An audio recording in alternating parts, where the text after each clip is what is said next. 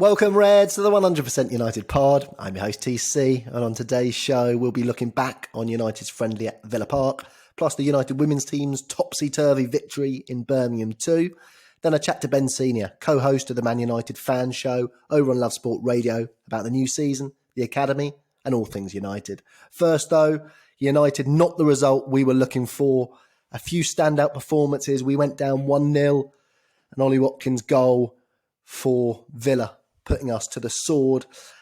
Look, I'm going to be looking at the 5 main talking points. First of all, we'll also chat a little bit about that game later on with Ben on the show. So first of all, look, you can't look further than Donny van der Beek. Made his debut for United. Of course, it's not an official debut, just a friendly debut, but it was great to see him in a United shirt, even if it was that dazzle camo, zebra-style third shirt. Although I must say it did look a little bit better, didn't it, with the black shorts and black socks. And I think, look, Bex looked all right in it, and I thought Donny van der Beek looked the part as well. So he didn't just look the part in the kit, he looked at the part on the field as well. We chatted to Arco from Pak Schal, the Ajax podcast a few weeks ago, about Van der Beek, about what we might expect from him as a player, what positions he might pick up. And I think he lived up to those expectations and more, really. There were some beautiful touches. There was a Marseille roulette in there. The way he was linking up with different players, McTominay, Shaw. He just looks like a proper player, doesn't he? Always making himself available, give and go, always moving after making the pass. Loads of variety to his game and just way more to come from Donny van der Beek. So I think if we were looking to whet our appetites, I know Ollie said he was the big plus point from that performance. I think I'd have to agree with Ollie on that one. It was really good to see him in the United shirt, and I thought his level of performance, considering what he came on for the Netherlands and one of the internationals, he played the other match for the Netherlands as well. But remember, the Eredivisie, the Dutch league, got cut short, so Van der Beek hasn't played as much football as other players in the squad. So he has had those internationals, but great to see him playing for United and performing at that level. He looks the kind of player that Bruno and Pogba and Martial are going to link up with just sensationally. And yeah, just a joy to watch and really, really exciting to see him going forward. And we hope his full debut against Palace, which I think he might start. So yeah, first, Donny van der Beek, absolutely sensational. Another point I'd bring up is Daniel James. Look, he played very, very well for Wales out on that left wing. And the second talking point for me is he's just better off the left, isn't he? He's better off that left wing. He uses his pace so much better. He's got that option to cut in, and people can't just sort of funnel him down the wing like they have done when he's played on the right. So I know he's played pretty well on the right a few times, but he does seem to come to life a little bit more on the left wing. And I think with Daniel James this season, as we saw at the start of last season, he was doing fantastically well for us. We were relying on him for breakthroughs at times. I think with the emergence of Greenwood and possibly the addition of Sancho, you'll see Daniel James coming on in games where he can really make a difference when defences are stretched, and also starting in some games when he's had a little bit of a rest as well and he's not running to the ground. So I think plus point for him. He fired a few crosses in that really deserved someone to get on the end of them, really. But yeah, I think he looked better out there on the left. Third point, I'd have to say strength in depth, right? We were lacking a number of our main starting players, and it did show. Villa played a pretty strong side, but there's still that strength and depth question mark around the squad. We've now added Van der Beek to that midfield. I would implore the powers that be at United to add some strength and depth in the defence and the attack as well, because we're going to have a long, hard season. There's going to be games coming thick and fast. We're back in the Champions League, and I'd hate us to get back. I'd hate us to do so well like we did and get back into the situation where we're just hanging on at the end of the season like we were at the end of this season, really. The Premier League and then the Europa League. We just looked dead on our feet, didn't we? So hopefully the powers that be have seen that. I'm sure Ollie has, and we can get that strength and depth, but not just in numbers, in quality as well, by those players who can get in or compete for a first team slot straight away, like your Van der Beeks, and then watch this squad grow. So yeah, I think that's another takeaway. Fourth, I'd have to say a little bit of a negative one, but Rashford's still not his best, is he? He played in a sort of withdrawn striker's role, and he still was just lacking. There was a couple of lovely bits of skill in there, don't get me wrong, but he's still not that Marcus Rashford who seemed to have the world at his feet a little while ago. So I don't know whether he's still suffering a little bit from that back injury he picked up. I know Robin Van Persie said it's something that does stick around and you just got to get used to that odd feeling in your back and sort of push through it. I don't know if it's those effects. I don't know if it's possibly just, the mad season he's had and coming back after lockdown, possibly coming back a little bit sooner than he expected to, playing all those games, and it's just taking its toll a little bit. He's doing a hell of a lot off the field as well. So again, it might be a case of getting that balance right too, but it's certainly something we need as United fans is Rashford on top form, because when he's firing, Martial's firing, Greenwood's firing, if we've also got a Jadon Sancho in there, then we are real contenders. So hopefully it's just pre-season. I wouldn't like to take too much away from a pre-season friendly. I know some of us have wet the bed a little bit over the result, but I'm not included, I'd like to add. But yeah, I think Rashford getting back to his best is a big part of this season, being an absolute cracker for United. Fifth, I'd have to say Luke Shaw back in the side and crucial to those attacks down the left wing. I think part of the reason Rashford's form dipped a little bit at the end of the season was when Luke Shaw came out of the first 11, of course, through injury. And I think he brings the best out of other people down that left-hand side. Williams stood in fantastically for a little while, but I think it's quite obvious that Luke Shaw is our first choice out there, and he combines very well with players. He also makes the right decision in terms of sort of the deeper passes, just interchanging. I think, it's good to see Luke Shaw back there. I hope he has one of those seasons where he does avoid injury as much as possible, because he has picked up quite a few over the years since he came into United. So good to see him back and crucial down that left wing. Look, we will chat a little bit more about the Villa match later on when we chat to Ben. Other little things to note in terms of the loan players. Tahith Chong scored for Werder Bremen. Their social media are absolutely loving Chongy, aren't they? Blooming hell, he's on there every blooming day with some different bit they're doing. But great to see him scoring. I believe it's his first senior goal. So good stuff on that that loan over to Germany. Hopefully it'll be a big learning curve for Chong. Also worth noting that Mate Kovar made his debut for Rochdale. So he's played in that League One clash. Keeper from a little bit lower down the club. Me and Scott quite often talk about our selection of keepers, and he's one of them. So him making his debut.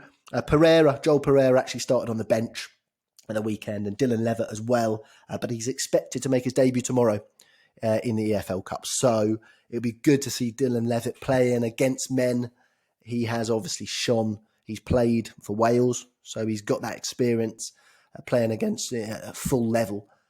But it's the next step for Dylan Levitt. We expect Joel Garner to... I've said Joel Garner, haven't I? That one's for you, Scott. James Garner. I can't believe he's poisoned my mind with that Joel Garner nonsense. James Garner going out on loan too and just taking those steps. We saw Ethan Galbraith make his debut, of course, for Northern Ireland, but also played in a friendly at the weekend against Villa. So he's making steps as well. I know Ollie's said he's got a lot more to learn, but good to see those boys being pushed. And we've got some great under-18s coming through as well. So we've also signed Charlie McNeil from Manchester City, a United fan as a kid. He went to Manchester City, banged in 600 goals, and apparently he's had offers from all over, including, I believe, Juventus. But he said, no, I want to go back to Old Trafford. And so we've agreed a fee, I believe, 750,000, rising to $1 million, which is a hell of a lot for what I believe is a 17-year-old kid. And look, 600 goals, returning with a bit between his teeth. And hopefully he won't be the only former City player playing for United this season. So yeah, one to watch, certainly. Look, the women travelled away to Birmingham and had an absolutely bonkers match. Absolutely bonkers. Came out winners 5-2, but it didn't go all their way at all. It started beautifully. Ella Toon, lovely bit of skill. crossing to Jane Ross, whose header crawled over the line for the first. And it looked like early goal. The women's team, they're pretty strong this season after finishing third last season. And we expected it to be a bit of a canter. But as it happens, Katie Zellum got caught in possession.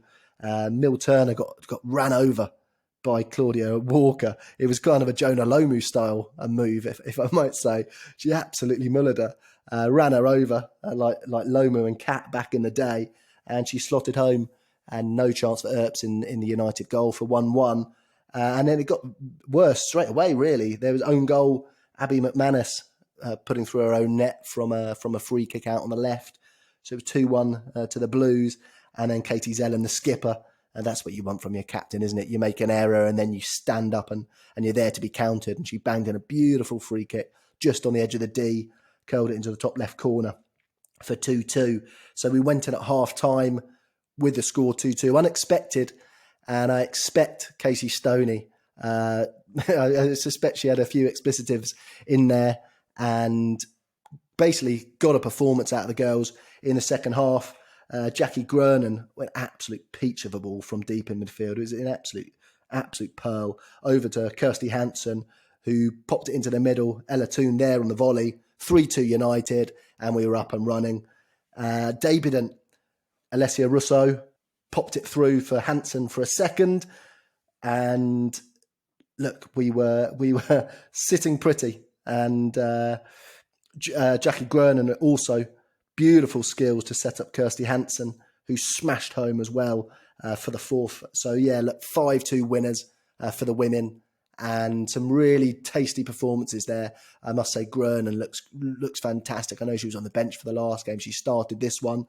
Zellum still banging them in. And the nice thing is we've got Kristen Press and Tobin Heath, who we have now signed alongside Rousseau. Rousseau, of course, came up through the American university system, but those two, Press and Heath, are bona fide US soccer internationals, and they will slot straight into that side. Experienced players, 31 and 32, I think, and they're going to add that experience, but not just experience. They're proper players too. They're really, really high level, and I expect them to have a great influence on the younger players within that United squad.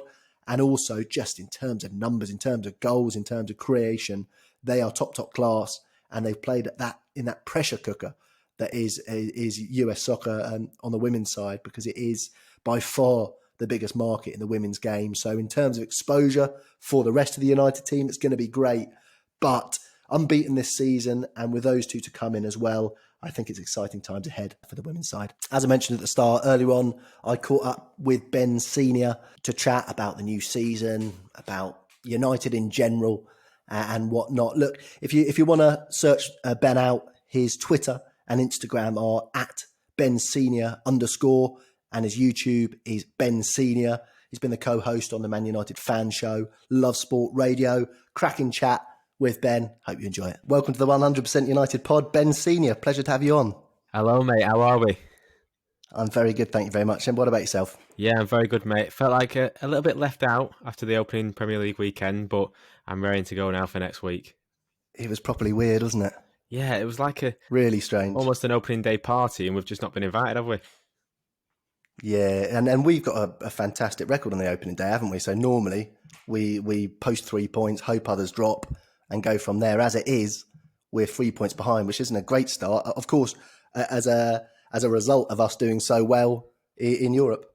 Yeah, well, that's the price we had to pay, isn't it? But it was nice to end the season with a little bit of a Europa League campaign, although it didn't amount to what we all hoped for. But yeah, but we've got an extra week off. Hopefully they're all a bit rested and we can go straight into the season next week. Yeah, so in fact, I mean, I'm going to ask you all about the new season. Just before we get into it, how did you feel about last season? Did you feel the progress was there that we needed to see? Were you happy with the development of the side, or do you have a different view on it? Oh, massively. I don't think anyone can really doubt now the progress that's been made under Ollie, because you've seen it in his tenure. What he's tried to bring into this club is he's got rid of the dead wood, the players that were there that were on big wages. The likes of Alexis Sanchez is now out of the door. Lukaku, we know we didn't fancy him straight away, so he went as well. And we're now actually having a team with the signings that he's made throughout the going back to last summer with Wan-Bissaka, Maguire, Dan James coming in, all having their impact on the side. And look, if you'd have said at the start of last season, would have got top four, I think that was the main priority to get us back into that elite football, back into Champions League, which is what we all want. We want them Champions League nights. Of And course we do. a bit disappointing to not get a trophy. Look, we lost 3 semi-finals. It's not a great record, but it's a young team and you can see something building. And hopefully, I'm quite hopeful and optimistic about this new season because I think there's a lot to build on from the back end of last year.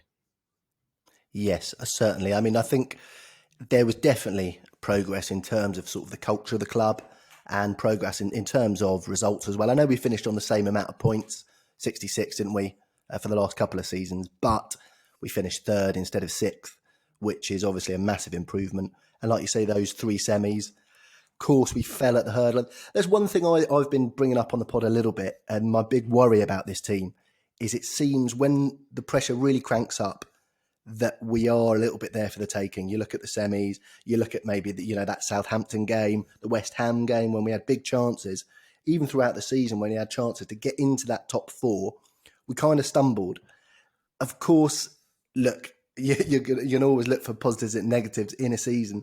Do you see that as well, or do you think it's down to, like you say, it is quite a young team? No, I think that's fair, and I think really the season can almost be summed up by that Europa League campaign at the end of last season we had, because the games we had so much attacking intent and so many chances in the game, but we couldn't quite have that cutting edge and just finish teams off and get over the line, like you say. So no, I think that's fair. I think we maybe missed a little bit of decisiveness and a bit of steeliness that we need in that final push to get a trophy. But you look at the side and it's a very young side, players all over the pitch that have come through the academy. We saw Williams and Greenwood come through last season, and even the players we brought in, Wan-Bissaka, Dan James, they're not old guys. Do you know what I mean? We've got a young squad. We've got an exciting squad. So I think, look, we've got to give him some leeway. We've got to give Ollie and the young team some leeway. I think that was fair last season. Now the time to win silverware this season, I think.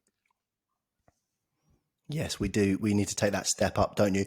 I mean, in terms of the problem, I guess Ollie's made a rod for his own back here, hasn't he? He's finished third. We've got Liverpool and City above us, who are quite obviously from the outside, ahead of the pack, if you'd like. So we kind of finished as high up as you could expect us to finish. Of course, we know when you're competing for FA Cups, Champions Leagues and whatever, one bad night and you're out. And what would you regard going into the season as progress again, I guess? Are we looking... I mean, I've said, look, if we finish third again, but we post early 80s in terms of points, then I could live with that. However, if we finish third again and not a massive increase on the points, then you kind of look at where you're going. Yeah, and I think you've seen it with the interviews and the sort of press conferences that Ollie's done before the season started already, and he's not really giving much away in terms of the targets for the season. He just comes out with this. And the good line that is, look, we're Man United, we want to win every game and every competition possible. And of course, in a dreamland would all do that, but that's not going to happen. But yeah, points progress, that would be good in the league. I think top 4 again, ideally third or higher, depending on what other teams do around us. And a trophy, I think, is the important one. I think you're looking at even the likes of the Carabao Cup and the FA Cup. I know we're in the Champions League as well, but if we could just get a bit of silverware, then that'd bring that sort of winning mentality and ethos into this young side. And I think that would be so valuable for these young players. I do agree. It's that monkey off the back. It's why I was so desperate for us to get that Europa League. And I thought it would have been such a fillip for these players, such a confidence booster, getting rid of those thoughts that maybe when the pressure comes up. The one problem I'd say, Ben, is that we've got the Champions League, like you say, and look, if you're in the Champions League, you've got a chance to win it. I always believe in the miracle and believe in the dream. But if you say, for instance, took the Champions League out of it and you said, look, we finished however many points, 30 odd points behind who in the league, then you're kind of left with, like you say, the Carabao Cup, which is now just a one-legged affair, and the FA Cup. You have one dodgy night and you're out. And it's a hard way to judge a whole season, right? Yeah, of course it is. And football and these games, they're on a knife edge at times. And that's what makes the sport so exciting. And that's what we all follow it for. And these big cup nights. And hopefully that's what we've got to see as a positive that we can go into these semi-finals and even finals hopefully this season and actually make history, because the likes of Greenwood, Rashford, Martial up front, they dream of scoring these cup final winning goals, and that's what we want. Again, we want a trophy back in that cabinet at Old Trafford. So I think that's the important part. But yeah, like you say, look, you go the whole season preparing for it. You can go through the whole season and one bad night, and as we saw last season with injuries as well, that can change the Yeah. whole landscape of the season. If you get one bad injury to your main striker, then you're knackered. But I feel like that could also be our advantage with other teams as well. Like you mentioned, the two teams above us last season, some of them didn't struggle with injuries. You never know if injuries come to play this season. There's going to be more games in a shorter space of time. We might benefit from that. You're right. I think it's going to be an odd old season. And I think you saw at the weekend, Liverpool and Leeds went toe-to-toe, and it was absolutely bonkers, wasn't it? So there is going to be weird things happening. Players are going to be playing more minutes in less days than they've ever done before. And sometimes the stars just align, right? But the key thing there is you've got to be there to take advantage of it. I totally agree with you in terms of the cup finals. Look, you name any cup final and the year, and I'm telling you the scorer straight away, right? It's just like straight off. I mean, I still remember, Jesse Lingard, for instance, scoring against Palace in the cup final. So you were instantly flash back, and that is what the club's all about, isn't it? Making history and those trophies. Look, it's all very well getting into the Champions League. I want those nights, but yeah, trophies are kind of where it's at. Look, we have added to the squad. Donny van der Beek has come in from Ajax. He made his debut in inverted commas, at the weekend. Of course, it was a friendly against Villa. What do you make of that signing? Are you as happy as I am to see him coming into the squad? Yeah, I'm very happy to see Donny van der Beek in the squad because, I mean, more than anything, I saw the photos when he arrived at Carrington for his first day and he had his boots in his hand, and they were clearly worn boots as well. They had a bit of mud on them, obviously lucky boots from last season maybe. And I just think that possibly sums the guy up, that he's a player that doesn't mind a bit of work ethic, doesn't mind like putting in the yards in midfield as well, but he's got a lot to his game. I was reading everything that everyone's writing about him and where he can play in position-wise, and he just seems to be this versatile midfielder that can fit into almost any slot that you play him in. I know a lot of Ajax youngsters that come through the ranks, they get him to play in every position, so they're most comfortable on the ball wherever they play, and I think you can see that with Donny. He just looks a premium player, and what we signed him for, around 40 million quid, to be honest, in the market, it's not bad value, that. And I know the argument is where does he get in? Does he get in a first United 11 when we're playing them big nights? We mentioned Champions League, but you look at it last season and where we struggled most, I thought, was just calling on players from the bench and calling on players when big players got injured.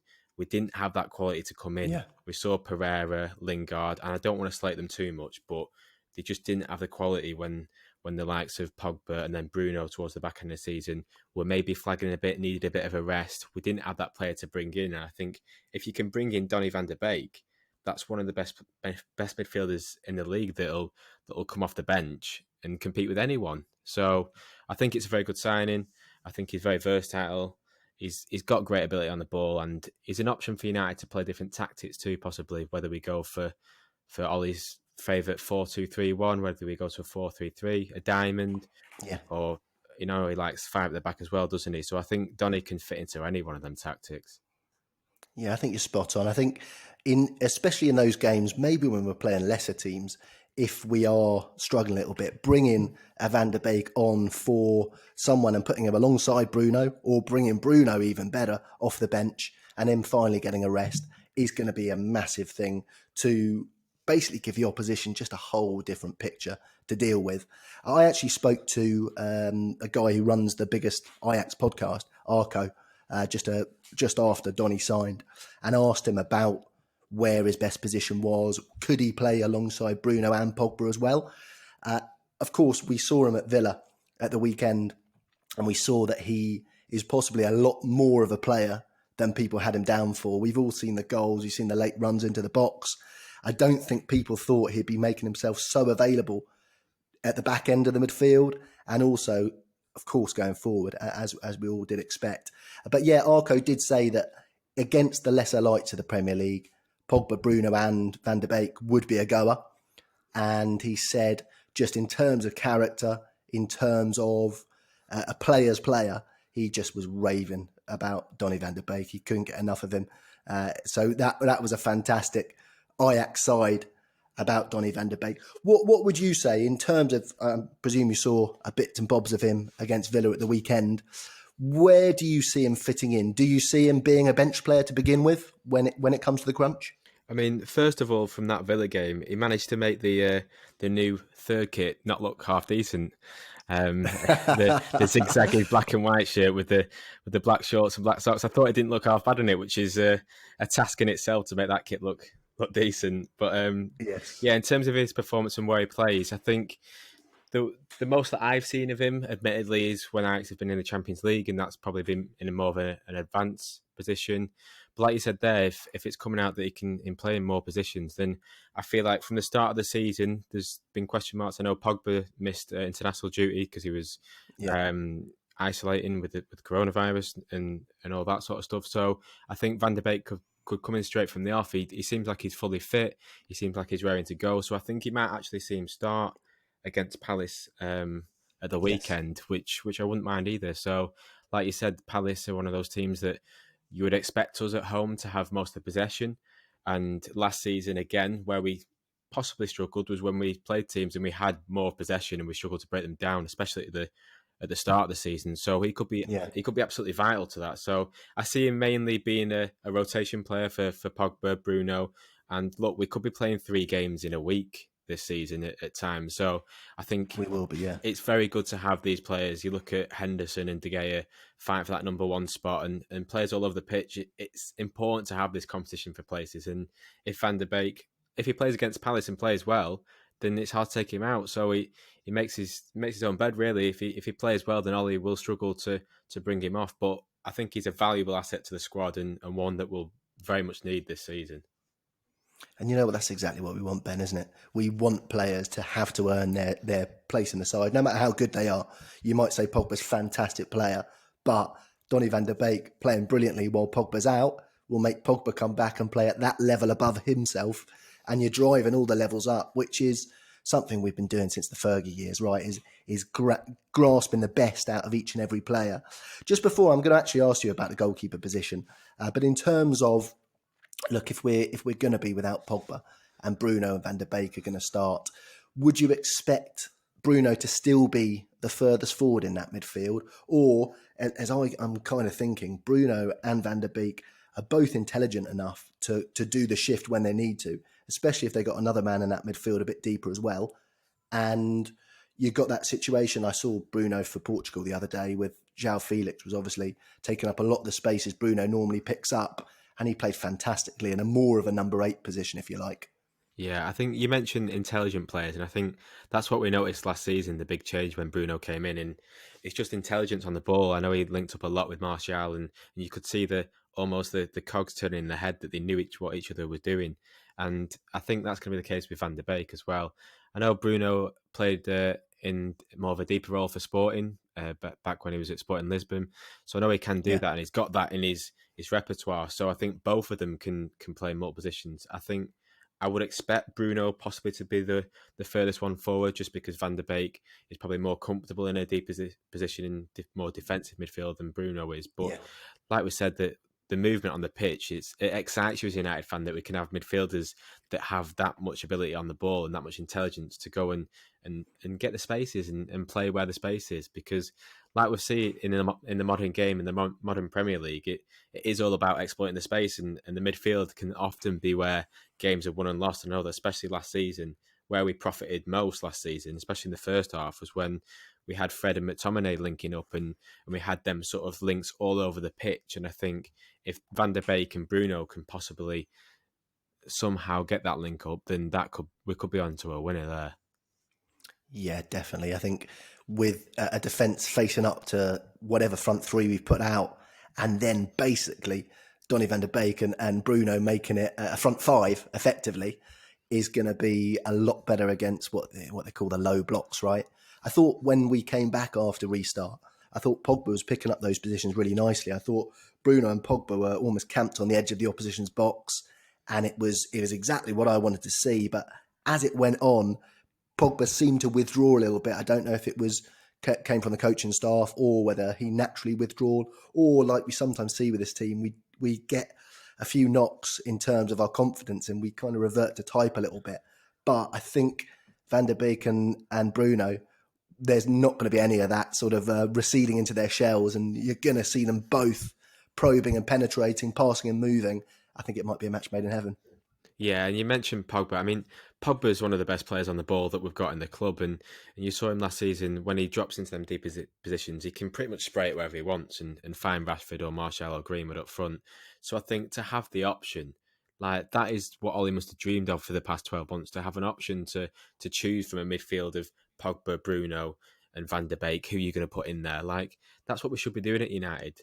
And Yeah, like you say, when you're coming up against the opposition, if we're getting beat or we're drawing a game and we want to bring on a sub, would we rather bring on the likes of Lingard, Pereira, or would we rather bring on a Van der Beek, a Pogba, a Bruno? I mean, it's an absolute no-brainer, yeah. isn't it?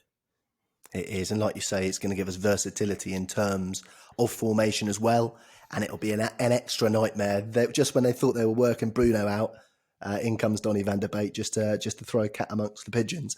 So yeah, looking good in the midfield zone. I kind of would have said midfield's where we're almost the strongest going into the season, and now we've had an extra body. So there you go. Look, you did mention Dean Henderson. Of course, he started against Villa. Ollie said he looked like and dominated like a Manchester United keeper. What's your opinion on the number one spot? It's a dangerous game to play, I think, having two, in inverted commas, number ones. But it looks like Henderson's here to stay.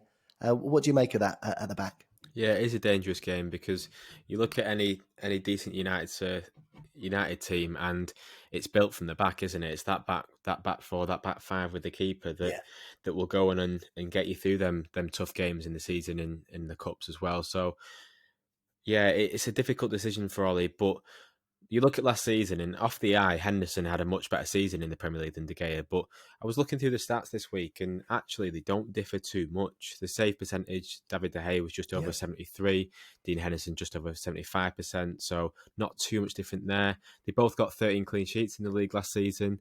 And both conceded a similar number of goals. So really there's not much to split them. De Gea did cause more errors that are leading to goals. So I think that's maybe where the problem lies. And I think De Gea he's just disappointed us in the past couple of seasons a little bit, which is sorry to say considering how long he's been at the club and the performances that we know and love him for. But he did let us down a few times last season with big mistakes in big games. So I think it's a luxury for Ollie to be able to pick from Dean Henderson, De Gea. I think the start of the season, I think he'll go with De Gea because he backed him to the hills, didn't he, last season? And rightly so, because he's a United player, he's a United number one, and he's been at this club for a long time. But I think Dean Henderson will be brought in for the cup games and even possibly for Champions League nights as well, especially early on in the group stages. So I think we could see towards the end of the season whether that transition happens and Dean Henderson does come in as the number one, because if you're looking into the future, and I know there'll be people at the club and Ollie himself will envisage himself at United for hopefully years to come, and I think he will see into the future and see that Dean Henderson will be the number one of Manchester United in the future. But whether that's right now, I think it'll just depend on De Gea's form at the start of the year, start of the season. Yeah, it's a difficult one, isn't it? If De Gea starts as number one, then you've got to be praying that Henderson doesn't become number one in the season, because it's going to mean that we've had a disaster, right? That's the problem we're in for. If De Gea plays fantastically all season, then he stays number one. So, however, if Henderson started as number one, I don't think it's going to happen. But if he did, then of course the same situation is in reverse. I mean, one thing I'd say, I know you say the stats are pretty similar, and I've looked at them. I do agree. And the one thing is being a United keeper is just a different level of pressure, isn't it? There's a different level of scrutiny. You've seen the lads who've got into a few scrapes in the press recently. The spotlight on Manchester United is just so much bigger than any other club in the country. And possibly if you take a few of the bloopers that Dean Henderson did in a Sheffield United shirt last season and popped him in a United shirt, then you're going to have massive headlines about Dean Henderson. So I think I like them both as keepers. I like them both as blokes, but it's like I say, it's just such a pressure cooker at United. And one thing I've noticed throughout the years is that every United number one does make a few mistakes. They all have some bloopers on their record, and they have to get through that period where the press are hounding them. You've got Van der Sar, is he too old? Schmeichel at the start chucked a few in, was racing out of his box and letting a few in that he shouldn't have. David De Gea certainly had bloopers at the start of his career. Lindegaard came in for him at times during the season. So Dean Henderson, as great a keeper as he is going to make a mistake or two in a United shirt, and it's almost sort of the test of you as a keeper and a man. If you get through that, then you can be number one for the future. Yeah, it's a totally different ball game at United, and I mean we've come a long way since Fabian Barthez in there, haven't we? As United number one, so I think he had a blooper reel all of his own. And he was a World Cup winner, right? He was someone who should have been able to handle the pressure, but it was still too much. Exactly, and through the years we've gone through different keepers. You saw with Tim Howard and Roy Carroll how they interchanged, and we had them for a bit, didn't we? And no one could really put that number one jersey to actually good use. But yeah, I remember Dean Henderson making quite a few mistakes last season for Sheffield United, and all right, you might have saw it on Match of the Day that evening, and the pundits will have a bit of a chat about it. But then by the next week, he has a good performance, and it's forgotten about. Whereas with De Gea, it's brought up constantly, and it's a constant question mark, as it should rightly be so with United. Like in any position, it should be, are you worth that position? And the media and especially football Twitter more than anything will absolutely hound you if you have a bad game, make a bad touch, make a bad save. So it is, we do sort of almost live in this world at the minute, especially with Twitter, where it's extremes. It's you're either the best keeper in the world or you're the worst. It's either or at the minute, but. Yeah, I think De Gea will be given a chance again. Look, he's earned his right to be a United keeper, and I think that's rightly so. But also on the flip side of that, no one should be guaranteed a place in the United side, and I think that's fair. And with Dean Henderson coming in, and Ollie's backed him up pre-season, he's gave him a lot of faith, because as United fans, we were all wondering, weren't we, whether he'd be back on loan to Sheffield United. There was talks of him going on loan internationally, abroad as well. So we were all wondering, and then he signed that new long-term contract on a decent wage as well. He's on about 100 grand a week or something now, so it's not cheap to pay your reserve keeper that much money. So I think he'll be well in there for fight for that number one spot. Like I said, I think it'll be De Gea from the start, but I wouldn't be surprised if Henderson starts pretty much every cup game, and unlike Romero last season, actually gets to start in the finals if we hopefully get there as well. Yeah, that's the thing, isn't it? If you're going to make someone your cup keeper, you've got to go all the way. I know Mourinho didn't he? He played Romero in the Europa League final over De Gea, which I was tearing my hair out at the time, because I wasn't, I hadn't, I thought we've got to play our best 11, but we had a good night that night. Look, one thing I would have liked to have happened, unfortunately it hasn't, is Henderson to get a few games for England and for us to see him with a little bit of a similar pressure situation, right? It would have been nice if, Pickford doesn't look all that to me. And it would have been nice to see Henderson get a few games. It would be nice, actually, to be able to see him possibly next summer in the Euros and see how he react to that intense scrutiny and that added pressure, and then see where we go. The only thing I would say is the window doesn't shut till the 5th of October. Is it a possible scenario that we see David De Gea get put in as number one again, doesn't make any mistakes, and Henderson says, listen, if you're not playing me, send me out on loan? So we could only really have Henderson for the next, just over a month. Do you see that as a possibility as well, or do you think Ollie's all in? I think Ollie's all in, to be honest with you. He's like I said, he's bigged him up pre-season. He's gave him a lot of confidence with this contract as well. And indeed, Henderson's mind, he's got to be thinking, he looks like a keeper and a guy that's got a lot of confidence in himself, and rightly so, because he had a very good season with Sheffield last season. But he's got the potential to play Champions League football this year. That's what he would have been dreaming for last season, whether it would have been with United or if he was trying to get there with Sheffield United as well. But that's what he would have been dreaming, Champions League nights. And like you mentioned, the England shout, and it's a good shout because he'll have dreams of being the England number one at the Euros next year. So he'll want to get game time. And I think looking at him, I don't know him personally, but looking at him as a keeper and as a guy, it looks like he's got the confidence in himself to say, I could actually get in this United side this year and I could make that number one jersey my own, and that's what you want from a keeper. If he does go out on loan, then possibly it's still an option. Like you say, the window's still open, but I'd like to see him stay at the club, because I think De Gea especially does need that competition going on last year's performances. Yeah, it's been a couple of years, hasn't it, from De Gea since the World Cup? I'd say Yeah. when he from the Ronaldo mistake, and it really built from there. And we've seen bits and bobs of his best, but we haven't seen. I mean, the best is a keeper's consistency, right? That's what you're looking for. Yeah, I think you're right in terms of Henderson having the character. We also know he's a United fan, right? We've seen him celebrating when Rashford scored on his debut in Old Trafford, and for us United fans, the best thing, the next best thing for us than us playing for United is to see another United fan playing for United, right? Oh, that's what you want. Hopefully, when we're back in the stands, is as a United fan, what you want is players on that pitch that represent you and represent what you stand for. And I think Exactly. we saw that last season with the academy players, but also even with the foreign players that came in, Bruno Fernandes coming in because he sort of just seemed to get from day one what it meant to be a United player, and that's what we want. Exactly. You're right. There's the lads who obviously supported United, and there's the lads who come in and are instant fans. You know, you go back right to Eric Cantona, can't you? As an import who came and embraced the club, embraced the fans, turned in. You know, you got Pat Evra as well as people like that, Vidic, who come in and they're red from the start, and you can just see that they've learned about the history of the club, they've learned about the culture of the club, and they've just integrated themselves with the fans. And I love the local lads, but I also love the guys from afar who come in and just embrace the club like that. Yeah, I mean, it's a different story when you sign for United. We saw Alexis Sanchez when he went to Inter permanently come out and say, didn't he, that he wanted to cry off home and leave United after his first training session. So there's this, like, yeah, do you know what I mean? Like, half of United fans would have drove him back there instantly. Yeah. After that piano performance, that was his best performance in United shirt, wasn't it? But that's the difference, though, isn't it? Like, it's make or break for United, and you've got to have that mentality as well as the ability. We've seen like us sign superstars in the past sort of 5-10 years, the likes of Di Maria, Falcao, absolute superstars in world football, Champions League winners, come and just absolutely fail in a United shirt. So it's a different ball game when you come to United, and hopefully we've got players in this United squad now that do represent the club, represent what it stands for, and represent the fans most importantly.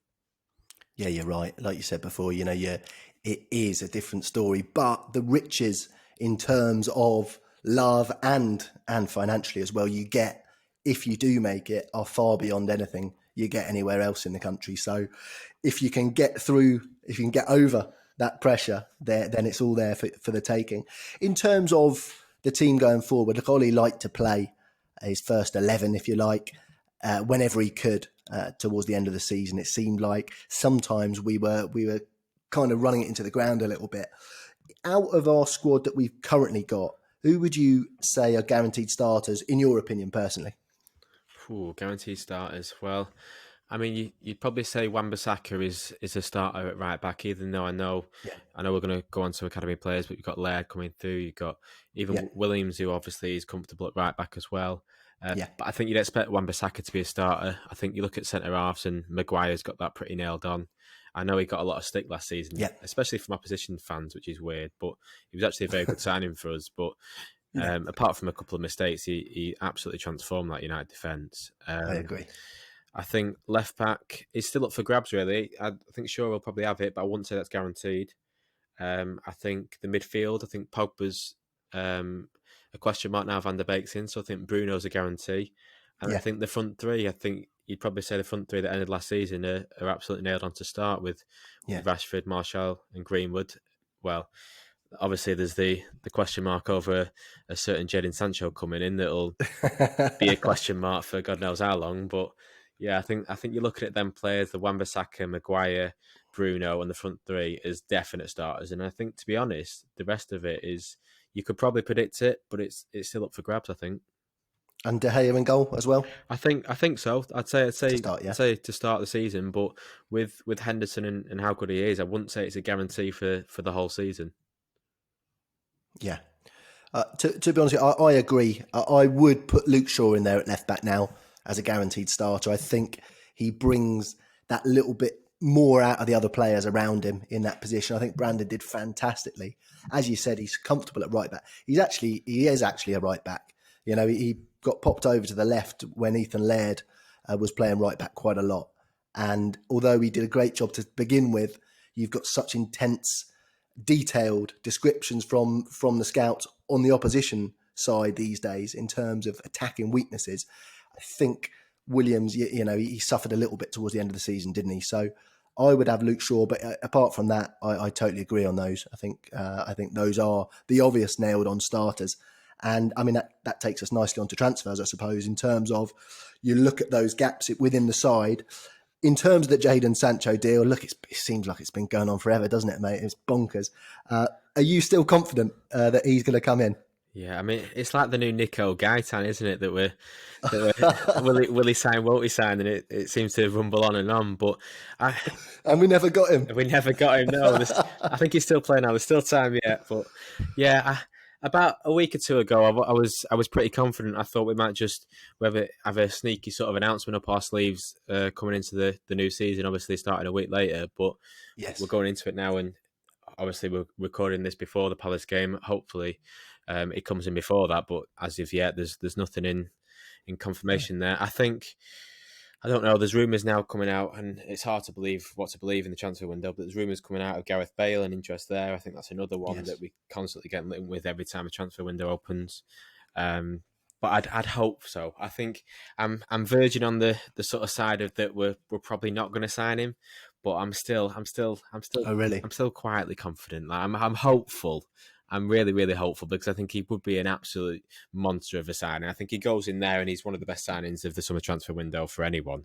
Because last season, 20 goals, 20 assists in all comps, and I think 20 years old he's just got the absolute future of football at his feet if he wants it. So I think on that right hand side is where we want to play. I know Greenwood's played there, but obviously Greenwood's primary position is a striker, and I think Jadon Sancho would be an absolute dream. So my confidence is fading, but I'm still hoping that we've got one of those sneaky little announcement videos that just pops up on Twitter that you're not expecting.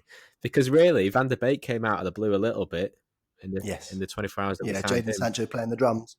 Well, as long as there's no musical instruments anywhere near it, then I'd be happy with that. I don't want any sort of musical instruments. Just put a picture up, we've signed him, and that'll do me. Yeah, that'll do me too. Look, you're right. He's young. He's got the stats. Normally, when a youngster comes in, you go, look, he's great. He's a little bit raw. He can improve here and can improve there. With Sancho, he's posting numbers, right? He's lived in Manchester.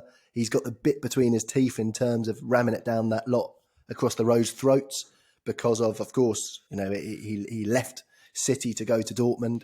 There's just so much right about the transfer. You've got the friendship with Rashford. He knows Greenwood. I think him and Martial would link up fantastically. We'd then have the beautiful problem in attack, just like we do in midfield, where you've got three positions and you've got four people who you want to select. There's so much right about it that I think we're all just praying we push it through. But I'm like you. I've been optimistic all summer. I'm not about to start going down too much now, but we play on Saturday, right? And you would have thought we'd want to get it done before then. I hate these games of cat and mouse we play with clubs. I wish we'd just put the cash down. But I am still optimistic that we will get him. If you had me, if you had a knife to my throat, I'll be saying we will sign him. Are you the same? Yeah, I think just because of that little optimist inside me that wants it to happen, and I can imagine it now. I can imagine it, that number 7 on the back of his shirt, even in that third kit. I don't care. Get him in it and get him signed for United.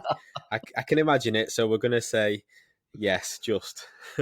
Fantastic. Look, in terms of there's been rumours about other positions. We've had Reguilón, who's been rumoured to be.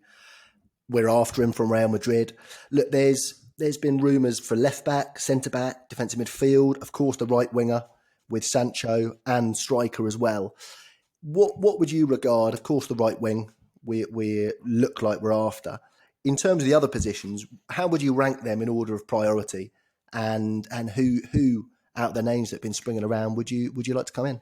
Yeah, I think centre back. I think I'd like to see a new addition there because Maguire and Lindelof, to be fair to them, had a good partnership last season, but I still just question Lindelof a little bit. I know he was in the news one recently that he saved a woman's purse Yes, he from a did. burglar or something. So I mean, if he's making them sort of, if that's his pre-season, then maybe that's a good thing. Maybe that's a good sign, because I mean, he needs to help Maguire out a little bit on that front. But Yes, the yin and yeah, yang of centre back Summers, right? yeah, it's a real difference in terms of their pre-seasons, isn't it? But I think I'd like to see another centre half. I know we're going to talk about a sort of potential academy graduates, but you've heard Mengi being mentioned a lot by Ollie, and Yes, obviously Twenzepi, who everyone seems to have forgotten about, that was tipped to start last season, yes. is also in the squad still. He I was think, also skipper, wasn't he, in yeah, one of the games at the start of the season? Yeah, yeah, in the cup game, was it against Rochdale? I think, was it?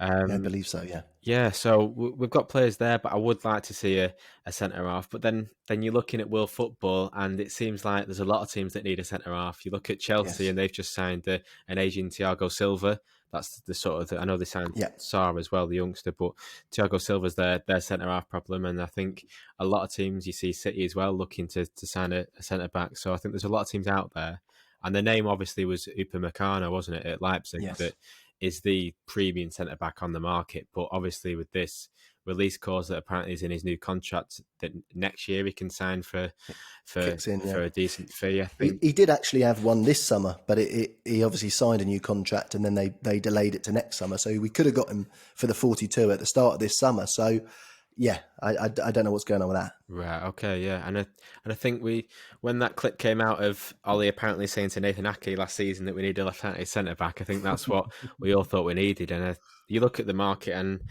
David Alaba was linked with us, one at Bayern Munich. I think that would be a fantastic signing, but I'd be how all over that. how we get him out of Bayern Munich is another question. He's just won the Champions League with them, so I think that'd be a massive signing. I'd absolutely love that. And then we were linked with Pau Torres at Villarreal as well. That didn't see much of, but I watched him a Yeah, little bit on international duty, and he looks not quite fully formed. He looks a good player with a lot of pace, and weirdly made it into, I saw last season, Villarreal's team of all time, which bloody hell, after only playing for the first team for a season or two is not bad going. But he looks not a bad at pacey all. centre half. But like we say, it's a player coming from La Liga into the Premier League. There's questions potentially over his physicality and whether he's ready for that.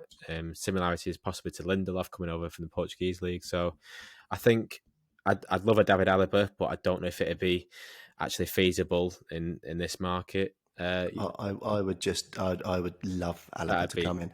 Apparently, he's turned down a contract with Bayern Munich, and he runs out. His contract runs out next summer, and he said, "Look, I'll leave now, and you'll get some money for me."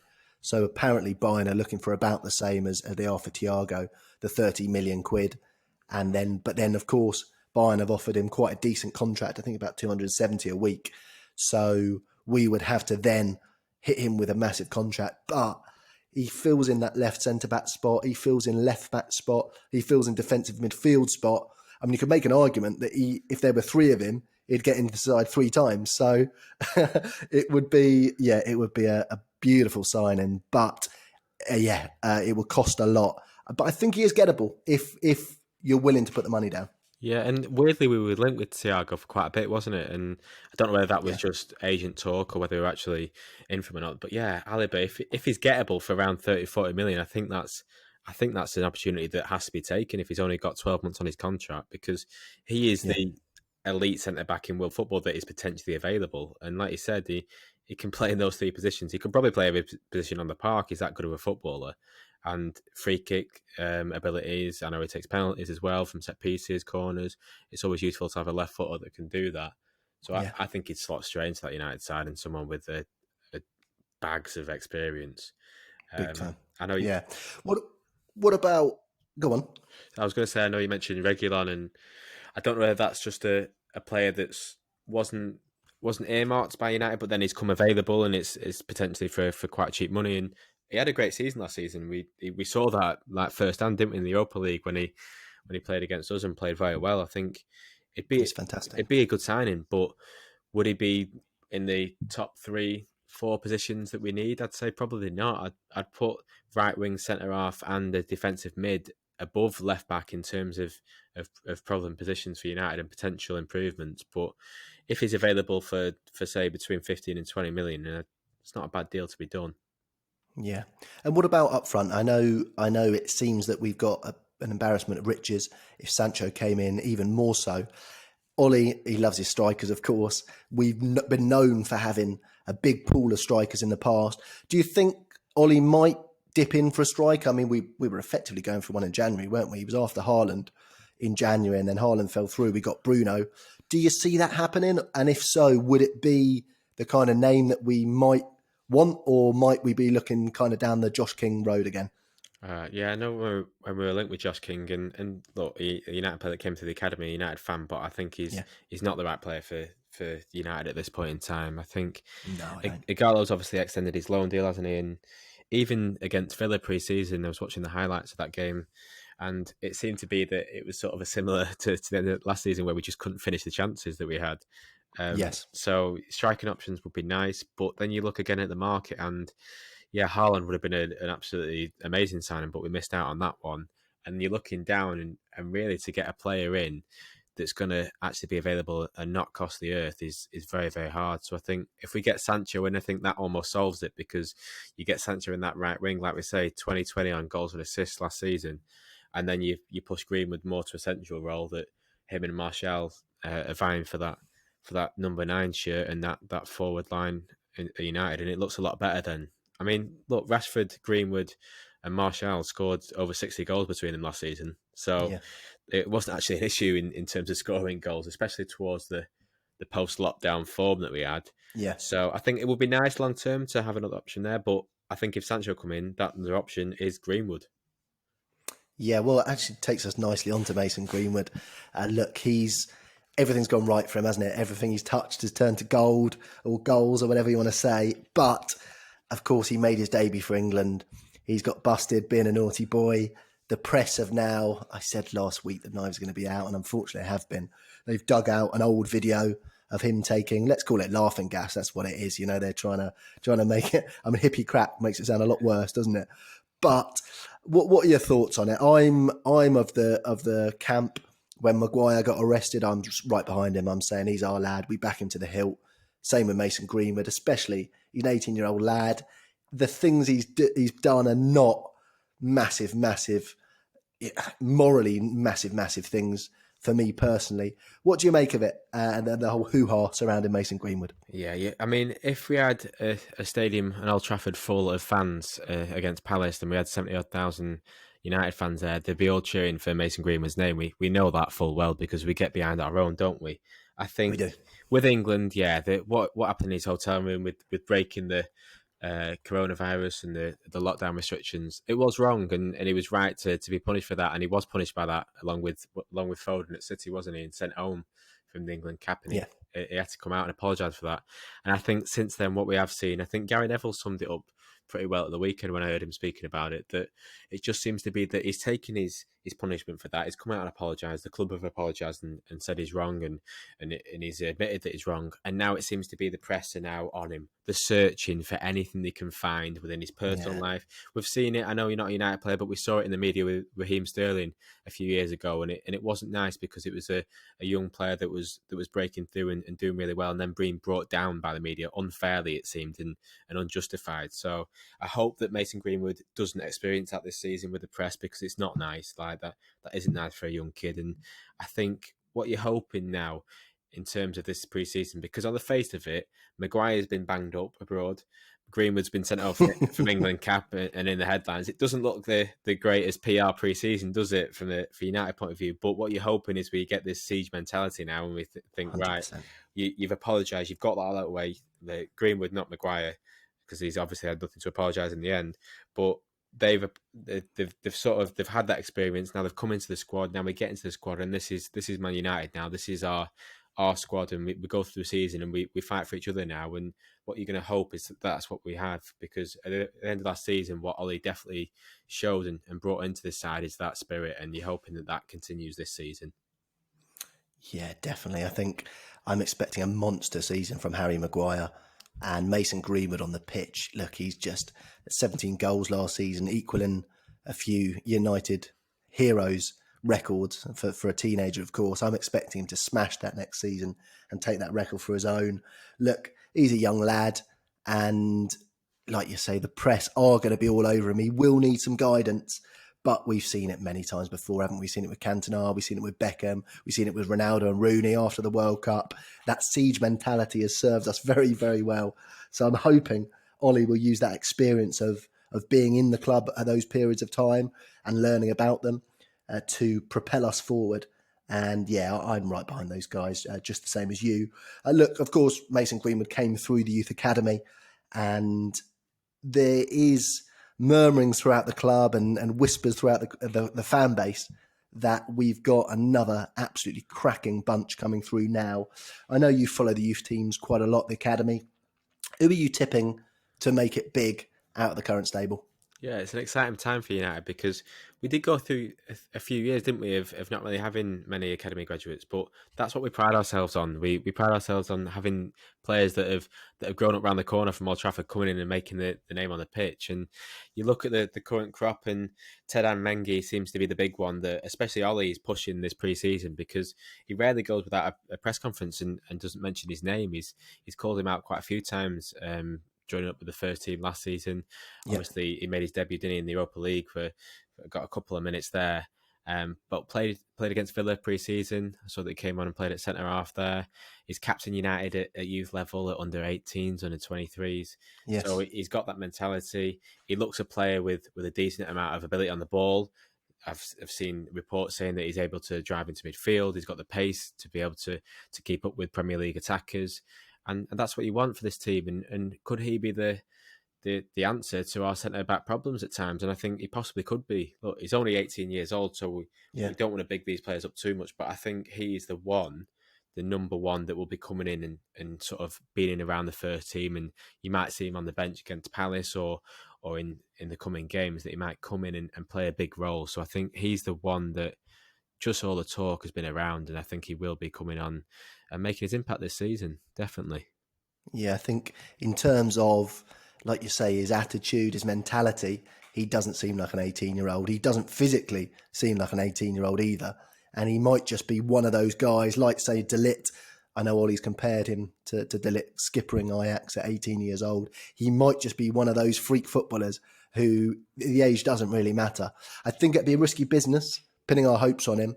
I hope we do strengthen and we give him the chance to grow into the team. I even thought last season we signed Daniel James, of course, and I thought he should have been popped in and out the side and let him grow into the side where we didn't have the numbers. So he was playing every week. He actually played pretty well at the start of the season.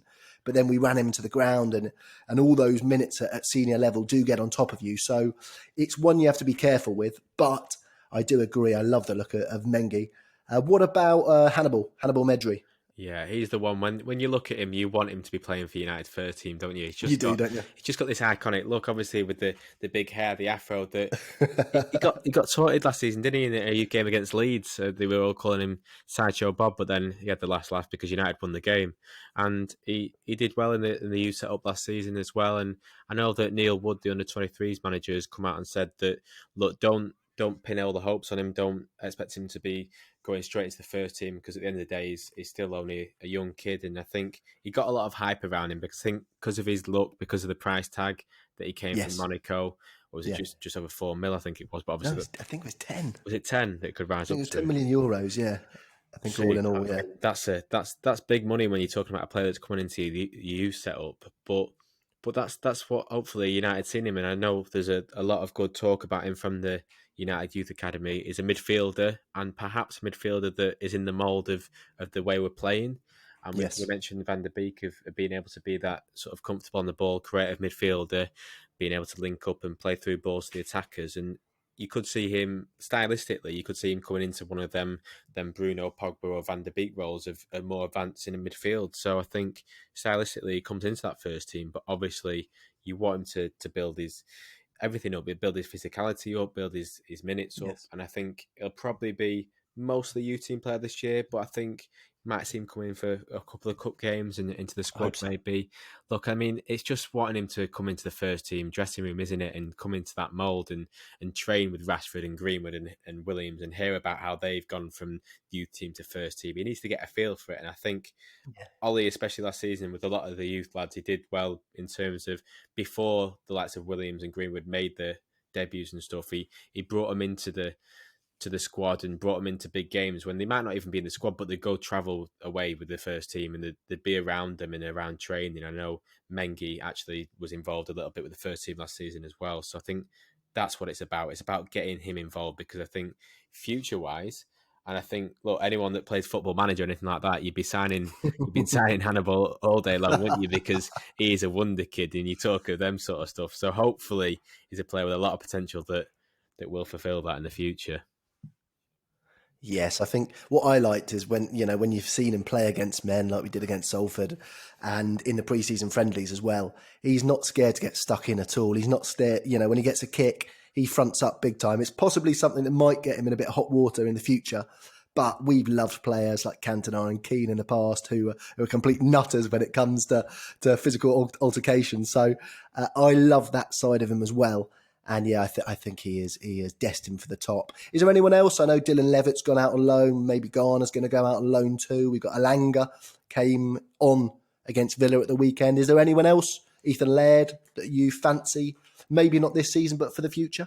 Yeah, I mean, someone who played against Villa the other day was Galbraith, wasn't it? That, Yes. Ollie especially talked him up after the game, and I found it interesting because he singled him out after the game in his post match interview and said he played well, but also there's a lot of things that he's got to learn. He's got to Yeah. he's got to improve his time on the ball. He did get dispossessed a little bit, so he's got to learn that. And I think that almost marks him out as a potential first team player because Ollie's already trusted him with being able to take that criticism on from the media and being able to have the focus on him. So suddenly people that haven't heard of Ethan Galbraith have suddenly gone, oh, hang on a minute, he's got to improve this. So who is he? And why is he playing for United pre-season? Yeah. So I think he's one that is, look, we seem to have quite a lot of good midfielders as well, which is quite promising, and players that are quite comfortable on the ball, which is something that you really want. And yeah, you mentioned, I think Garner is one that I thought might possibly break into the first team last season, didn't quite get his sort of running the first team. But like, I think something with him as you look is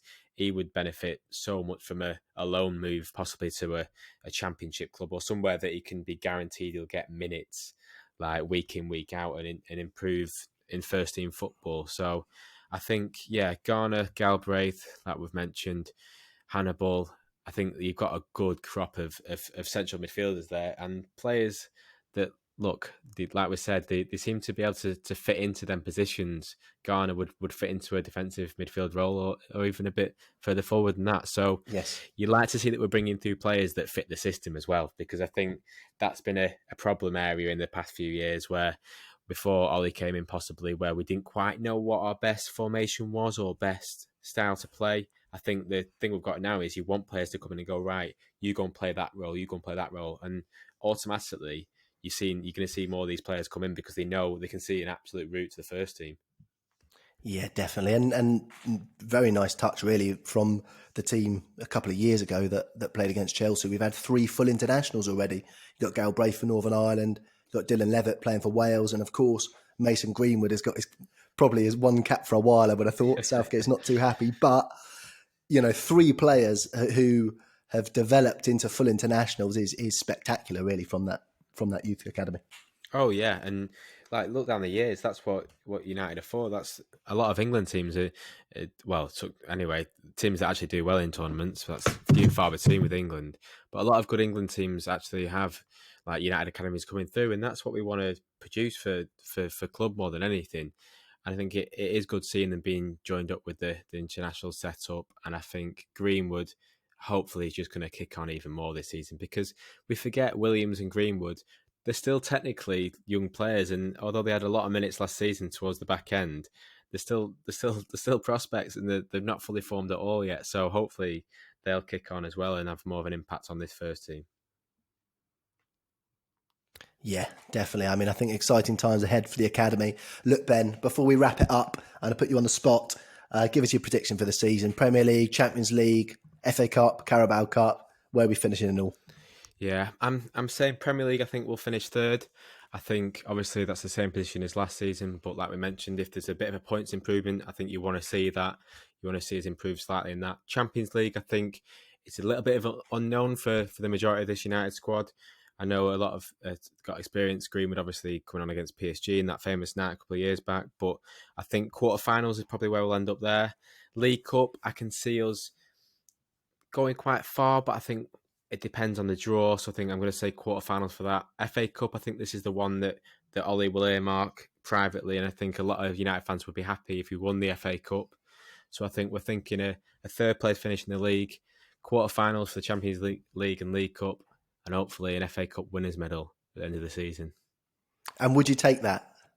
I'd take that because that is progress. Hopefully, I mean, look, I think this season, what you've got to think is this season is the most unpredictable Premier League season there ever has been, and possibly ever will be. So you could be talking at the end of the season that United have finished in one of them top 2 spots. That's not out of the reach of possibility, considering how we came at the back end of last season. But I think for my own sanity and to avoid getting too carried away, I'm going to say third in the league and an FA Cup winners. But anything above that, I'll take as an absolute bonus. Yeah, I always start off thinking we're going to win it and then get more and more disappointed as the season goes on in the last 7 years anyway. Listen, Ben, let everyone know where they can find you, social media, YouTube, etc., etc. Yeah, so I'm at @BenSenior_ on both Twitter and Instagram, posting plenty of United stuff. I'm also Ben Senior on YouTube as well. Going to be doing more stuff on there as the season goes on. Hopefully it's positive United based as well. So yeah, that's where you'll find me. Yeah, it's so much nicer doing these things when United are doing well. Listen, thanks for joining us again, everyone. Remember to subscribe on Spotify, Google Podcasts, Pandora, Apple Podcasts, or wherever you listen to your pods. Follow our new Twitter account @United100pod and our Instagram @United100podcast. We'll be back on Wednesday to continue our build-up to United's return on Saturday. Until then, thanks for joining me today, Scott. Oh, bloody hell, Ben. Oh, man, it's so good. An hour later, you forgot my name. You know what? That's for co-host. I'm so used to doing that. It's stuck in my head. Take care. Cheerio, Reds.